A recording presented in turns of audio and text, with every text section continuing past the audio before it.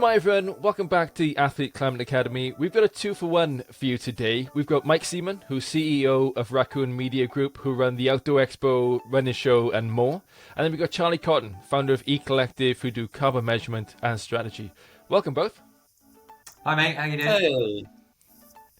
All good, pleasure to have you on. So starting with you, Mike, tell us a little bit about the Raccoon Media Group, and then we'll switch to Charlie for eCollective. Yeah, sure.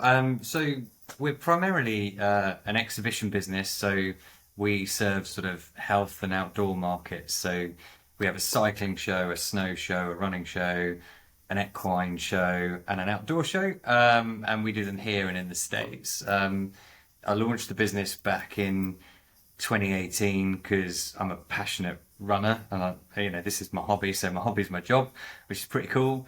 And we've just grown really aggressively since then. And Charlie? Similar kind of starting point. We measure the carbon footprint of companies, and then we use those measurements and those results to work out how they can viably reduce their footprint over time. And it's a very simple step-by-step approach to how I see carbon action should be with all companies. Yeah, and this is the reason we've got you both on together, is because, this symbiosis of people who run events, exhibitions, things like that, and people who measure that, it seems like it goes really well together, Mike. You need people like that, right? Yeah, so Charlie, we employ Charlie to hold us to account and to advise us on how to improve our impact as a business. It was always clear to me that I wanted our business to be very sustainably led. I don't think you can viably have a business that encourages people to get active outside and not then protect the planet or do your bit to minimize your impact and give back. Not just on an environmental level, at a community level, at a DEI from a DEI perspective as well. But specifically here with regards to sustainability, we quite early in our journey employed Charlie to sort of come in and look at us and what we do and give us some advice. How long have we been working together now, Charlie? 2 years. 2 years, and we've done quite a comprehensive measurement sort of campaign where we measured what we were doing, and then we've taken some quite, I think, meaningful actions as a result of that, and we've really started to interrogate what we do, and I think it's been a really positive experience, and I think it's what all businesses should be looking at doing. Are we perfect? Hell no. Do we know everything? Not even close.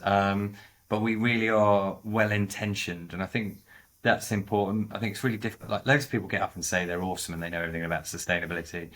No one does. But then also you get loads of people knocking people for trying, and I think that's a mistake. I think we should encourage people to try, and it's okay to not get it right. It's as long as you're moving forwards and you're making things better, then you're doing the right thing, in my opinion. And from what you found so far, Charlie, and don't give away all of Raccoon Media Group's secrets, but I know you work with lots of different people as well. What is the state of the event industry at the moment, where people book out large venues, they get vendors in, people travel there? Where are we currently at? And later on we'll cover where we try to get to. As a world, we're way behind. So there's an absolute need for urgency and action from everyone, everywhere. And I would repeat Mike's works on progress over perfection being the best course of action. In terms of the event world, I think actually it's doing some quite cool stuff. I'm really impressed recently with venues, particularly those in the UK, actually. I think they're doing some really cool things and starting to measure and reduce their emissions. Not sure if it has anything to do with the kind of energy crisis where there's more pressure on their bills than ever to get them down. And that's obviously a great way to reduce your footprint, is just to reduce your bills. Tour operators are doing some cool stuff, but it's a right mixed bag, I would say. Sorry, event organisers. And then I'd probably say exhibitors are a little bit behind, but I think Mike would probably start to have a bit more information on the ground of what they're saying, what they're doing than perhaps I would. But I think this idea of particularly with events, I think there's this thing that they're tackling with what you see at an event is perhaps not where most of the emissions come from. So I think the cliche thing would be to say someone goes in and they get the plastic lanyard and they go, "Oh my God, this is terrible. What about the plastic lanyard?" And I'll be a bit boring and say, well, actually, there's bigger things going on here. How is this building heated? How did everyone get to the event? And what's going on around the back of the building with the waste and other bits and pieces, which is where there's a bit of a problem with the events world, and that what you see is not necessarily where the big issues are because they're kind of invisible to some extent. Yeah, just to follow on from that, I think on the exhibitor side, I think actually brands are generally quite conscious, particularly in our space. So the outdoor brands in particular and the running brands are very, very environmentally conscious. But where there's a disconnect is sometimes when they come to an event, they hire a company to build them a stand. And traditionally, those companies have operated in a build it, toss it away kind of mentalities, like single-use product. And, you know, we are very keen to remove that entirely from our events. And actually we're taking people on a journey, and I think you can't instantly tell people to stop doing something, but we have signposted it and we are phasing it out, and we expect to stop doing that kind of thing quite soon. And I think the brands are on board with that. The industry needs to catch up, and it hasn't yet. There are some industries that I believe are slightly unsustainable. That there are whole organisation. I'm going to talk about it, Charlie. I'm going to go into carpet. There are companies that lay down carpets in an exhibition hall and take them up again, and they lay them down for 3 days. They take them up and they send them away to be recycled. Now, for me, that's a single-use product that doesn't need to be there. Like, carpet has its uses. It's great for appearance and it's great for acoustics. And you can't underestimate, actually, if you take all the carpet out, actually, how that then excludes people who are hard of hearing. And when you've got 40% of the UK population with hearing impaired, you need to think about that. So it's not quite as simple as taking it all out. But there is a solution there, I believe, which some venues, and there is one venue in the UK that is permanently carpeted using recycled fishing nets for their flooring. Business Design Centre, well done. That's great. But actually, by having these conversations, and I'm that boring guy that has those conversations, you know, it will eventually encourage change, and some of it you have to force, and some of it you have to kind of be a little bit gradual with. But I echo Charlie's point. I think the venues are amazing. I think some organisers are really on it. Some are saying stuff and doing nothing. And I think brands are very aware that they need to. But for all of our events, the biggest issue is travel. It's how do people get to your venues? Now, there is an argument, which actually I support, which is if you go to an exhibition to buy everything that you need in one place, then actually that's a much more sustainable purchasing journey than it is to go to 17 different places to buy all the different things you need, or even worse, order them online, buy 17 things, send 16 back, and you know, all the carbon footprint associated with that. So I do believe the events can be sustainable, but I think organisers need to factor in travel to their calculations when they're looking at carbon, and we do. And actually, Charlie's been helping us sort of communicate to the people that travel to events how they can travel more sustainably or more consciously. And Mike, you know, you say about how do we start pushing to and be more progressive? How much weight do brands like yours who put on these events, who book out big venues at exhibition centres annually every year, how much weight in Clobber do you have to say to venues, this is what needs to change? Or is it the other way around? You do have some weight. So I sit on a few committees which have a bit more weight. I mean, I'm a relatively small fish in a relatively big industry.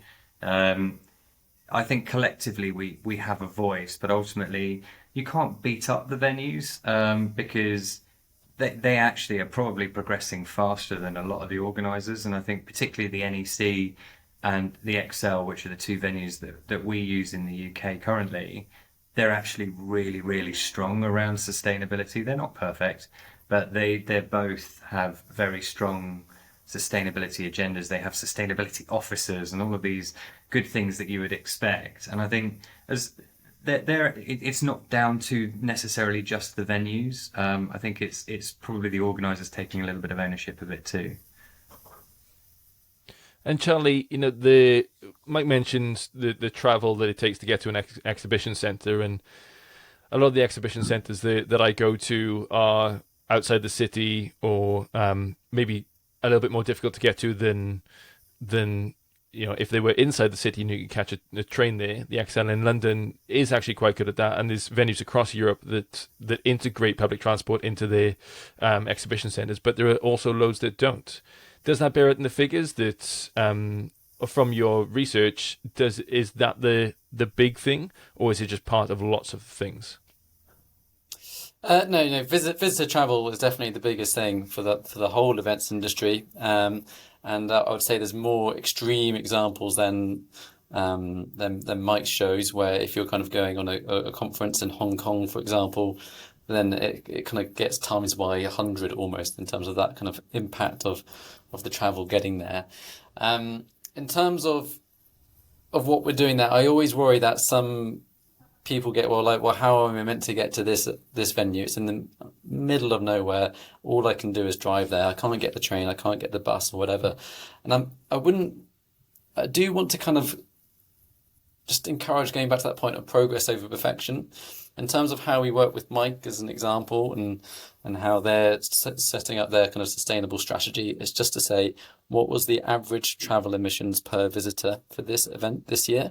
And can we get it down by a percentage next year? Typically around 5 to 8% smaller. So all we're trying to do year on year on year is nudge the potentially nudgeable people, to get them onto train, get them car sharing, get them perhaps maybe running to the run show in the first place or something like that. Absolutely will not be game-changing changes overnight, but it's just that constant, I don't know, Mike feels it's banging your head against a wall or using a bit of the carrot or using a bit of the stick, but can we nudge those nudgeable people in the right direction year on year? And I what are totally some agree of with that. the I think tactics that you have started to employ, Mike, to start nudging them in the right direction? I think, to be honest, with our visitors, it's actually just communication. It was a big marketing strategy, and we sort of sent very clear messages, and we publicised the ways that you can attend the event, which we would normally do anyway, but it would be kind of like a very mechanical, this is where it is. Whereas actually now what we're doing is, this is how you can get there, and this is why you should do it. And also, please consider your carbon footprint. Can you share? All of this kind of stuff. And actually just explaining it to people in plain English and getting them to think, which is well within your bandwidth.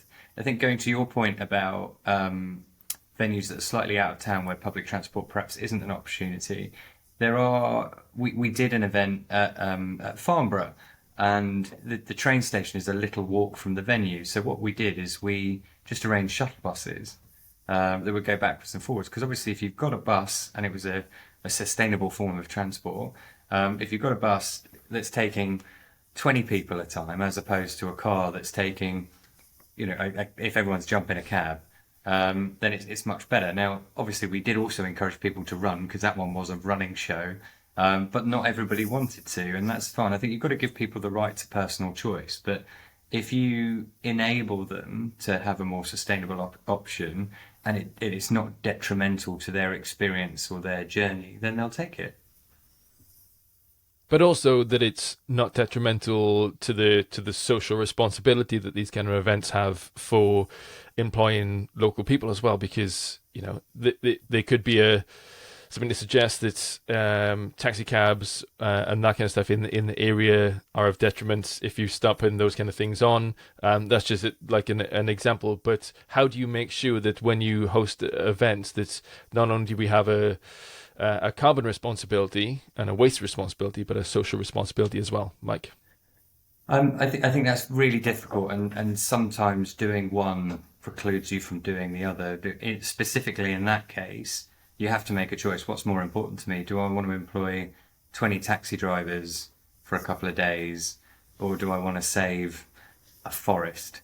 And Charlie will give you whether those numbers are anywhere near accurate. I don't know if that's the right analogy, but the principle is very much business is all about choices, life is about choices, and you've got to decide what the priority is for you. In that particular instance, I was more interested in reducing our emissions than I was in employing a few taxi drivers. I don't think my show would have bankrupted those people.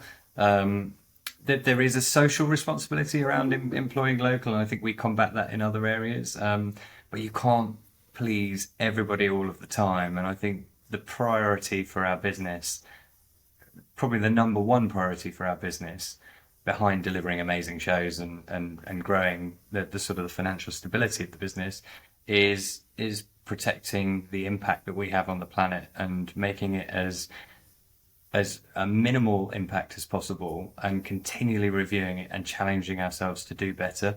We're miles behind where I want us to be. I want us to be making a positive contribution to the planet with every event that we do, and I don't think we're there yet. And I'm happy to admit that. Happy is the wrong word. I'm open to admitting that.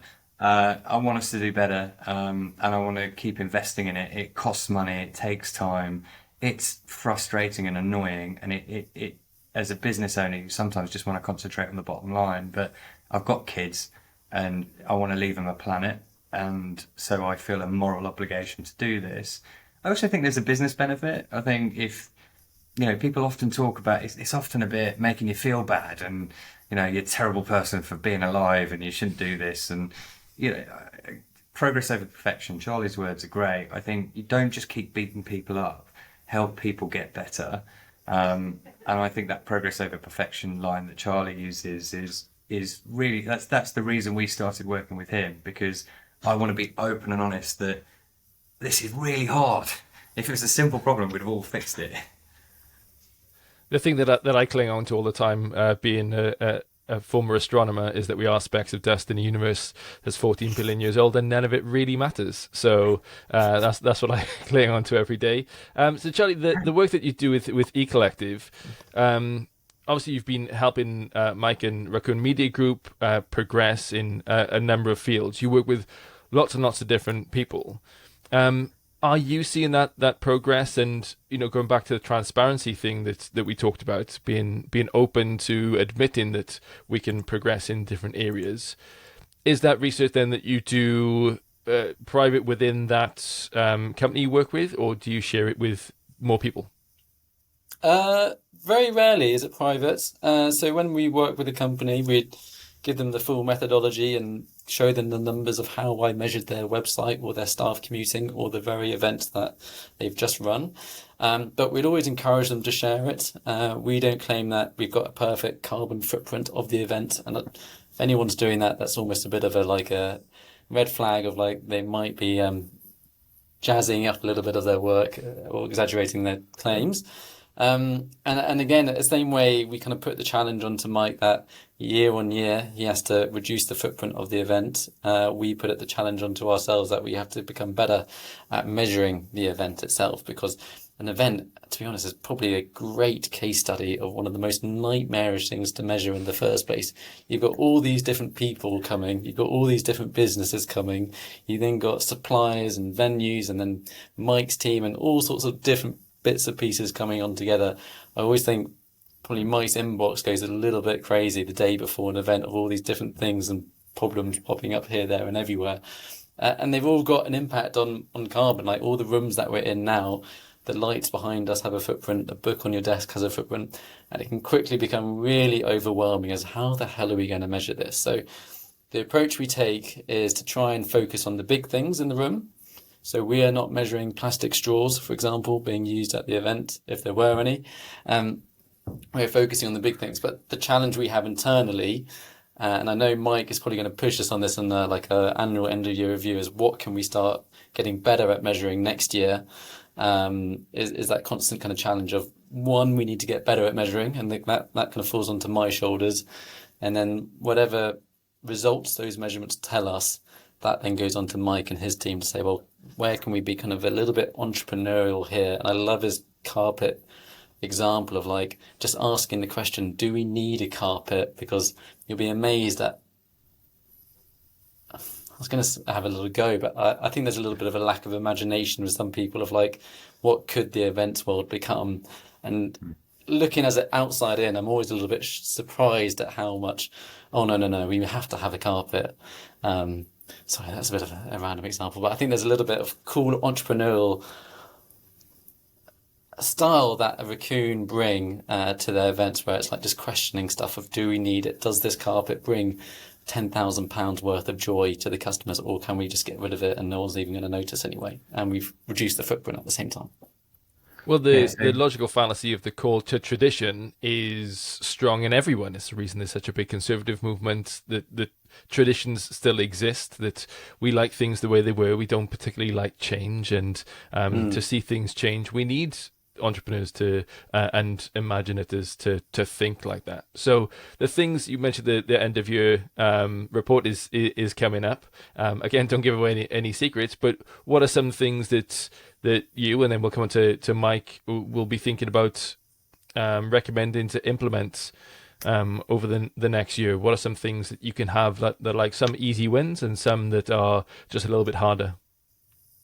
Yeah, so it gets a little bit dry. Well, always worry it does, because it's very numbers based. We've now given a carbon footprint of every element of the event, and we look at each one to say, where can we change things? Can we get this venue to reduce their footprint? Can we get the people and how they travel to the event to change? Can we change exhibitors?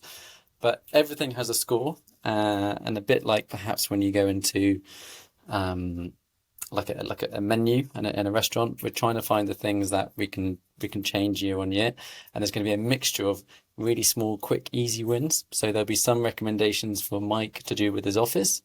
Now, Mike's office is less than 1% of his total footprint, but it's a great thing to change because it's going to let you practice what you preach a little bit more, and it's hopefully a win in terms of, if we get the team using a little bit less energy in the office, it might save a little bit of money on rent and all these other bits and pieces, and we can kind of hand that over to Amy, who's my main contact at Raccoon, to kind of put that into place over the next year, if Mike and Amy agree that that's a good place. The main thing I worry about is that when it comes to those next steps, there's going to be over 50. So I do encourage teams to be ruthlessly strategic and focus on the things that they think they can actually execute in the next year. And don't be afraid to say, actually, we're just going to hold off on this particular one for now because it doesn't change the score that much. And oh my God, it's a nightmare as well. And Mike, Raccoon Media Group are always progressing in terms of your outreach, the events that you do, the films that you make, and everything in between. So how do you weigh up then, you get these recommendations in that are going to be changes, and they're going to take your attention away from growth, possibly? How do you weigh all that up and make sure that the business still runs as a business and is profitable and puts on amazing events, but also takes on Charlie's recommendations in a way that is substantial? I think you run it like a business, so you run the sustainability plan like any other project. So obviously we're trying to grow as a business, and that's what we want to do. And to do that, we apply resource and time, and then we make choices based on impacts. It's exactly the same with our sustainability platform. So Amy is our project lead on sustainability. She works with Charlie. I think they speak all the time. I think she's moved in, and they will come up with a list of suggestions and recommendations, and we will prioritise on time and impact as to what we think is going to give us the best return for our investment. And our investment isn't always cash; sometimes it's time, and this is where people will often call you out, exactly as Charlie said, on paper straws over plastic straws, and we don't have those, but it's that they'll call you out on something small that is very visible but actually is quite time consuming and difficult to change, whereas actually if I change something over here that you don't even see, it can make a massive impact on what we're doing as a business. Now our challenge is then to communicate that to the end consumer in a meaningful way, because if you're doing loads of stuff that people can't see that's good, they think you're bad if they can't see it, and they just pick up on the stuff that they see. But I'm always very nervous about saying, hey, look, we're awesome. Look at all the good stuff we've done, because I don't want to come across like we're greenwashing or like we've got it all sussed, because we haven't. So we try and communicate in a way that is open to scrutiny and says, this is what we're doing. We're not doing it right. We don't know everything. We've probably screwed up on loads of things, but these are the decisions we've made, and these are the reasons we've made them, and this is the impact it's had. And that, I think, is something that more brands like us could take on board, which is actually, I think consumers understand that you're not perfect. You know, the best thing we could do to be sustainable would be to kill ourselves. I don't really want to do that. I think, you know, I want to stay alive and I want to have a really nice life and experience, but I want to be very mindful of my impact and reduce it as much as I can. So as a consumer, I kind of understand that from brands too, that they're not just going to shut down and no longer exist. I want them to do something, which, you know, actually leads on to a conversation we had, Hugh, but I think doing something is just a really positive turn of phrase for brands and consumers to take on board.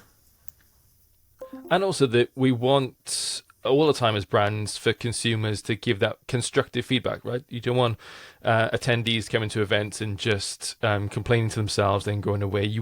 If it's constructive and there's ideas to be had, I see Charlie laughing. I imagine he gets a lot of that feedback.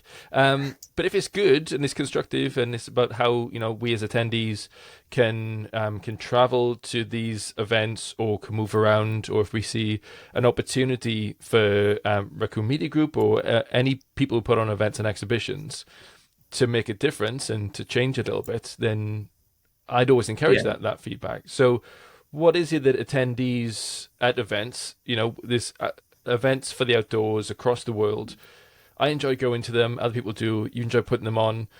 What is something that, as an attendee, if I want to do it, if I want to reduce my carbon footprint or lessen my impact, what's a couple of top tips, Mike, then Charlie, on doing that? So I'll kick off with swag. So swag is a classic at these events. Now, we used to give out goodie bags at the front of all of our shows, and half the stuff ends up in the bin. So we've taken them out. We went to a self-serve option, and then we found people were almost over-consuming, and there was still waste happening, so we just don't do them anymore. That was some feedback that we actually got from visitors to encourage us to do that. And then we got some feedback from visitors saying, why don't you do the swag anymore? And it's kind of, there's always, again, this goes back to that balance of pros and cons. But for me, I just don't think it's worth it in terms of the amount that goes into waste. So I'd be very mindful of taking stuff that you don't need. And I think the second top tip is definitely travel. And, you know, just be really mindful of how you get there. It's okay to go to things. It's okay to travel. You shouldn't feel guilty about that. People have been doing it for hundreds and thousands of years. But actually, if you are going to travel, think. And, you know, if there are people that you can share with, or if there's public transport that you can get there, even if it's only part of the way, person-powered transport can get you a long way these days. You can run, hike, walk a pretty fair distance, and then there's decent public transport, certainly across the UK venues. So really give thought to that. And I would also, my final point would be, don't feel guilty. Charlie's point of progress over perfection is a really key one. People have been doing this for a long time. You can still do it, and if you make a small change and everyone around you makes a small change, that's the kind of big impact that we're looking for when you add it up. Yeah, Charlie. I've got a few, but I'm going to whiz through them. So the first one is I really encourage people to be curious, especially if you're the customer.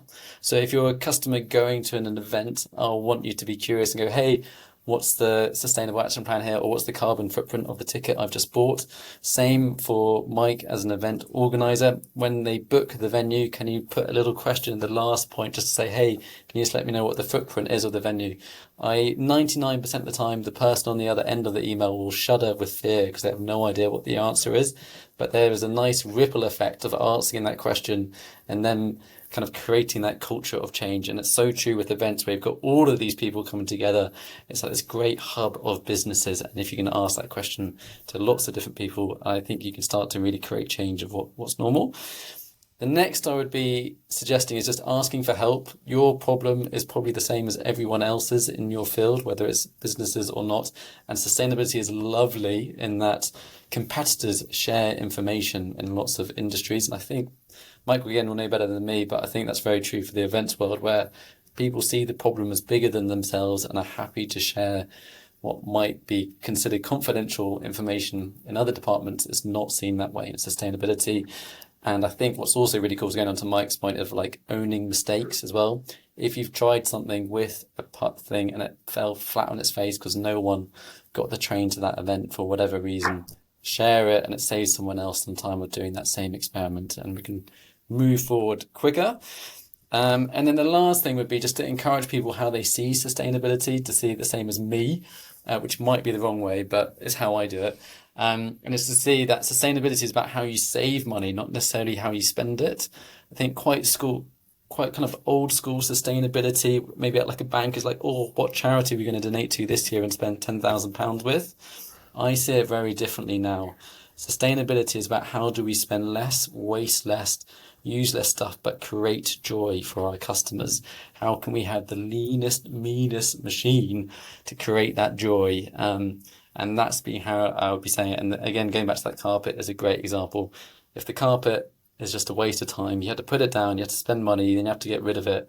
And does it actually make anyone happy? Might be a bad example because some people seem to be quite passionate about it. But that's the kind of thinking I want to kind of encourage at places. How can we waste less and therefore save more time or money? And that, again, that transparency is absolutely key. And I'm going to start describing Mike Seaman as the leanest, meanest machine to create joy at every. Not that lean these days, mate. Mike Seaman, CEO of Raccoon Media Group, and Charlie Cotton, founder of eCollective. Boys, thank you so much for a really insightful conversation. Looking forward to working with you both more in the future. Thanks for having us on, mate. Thanks for having us.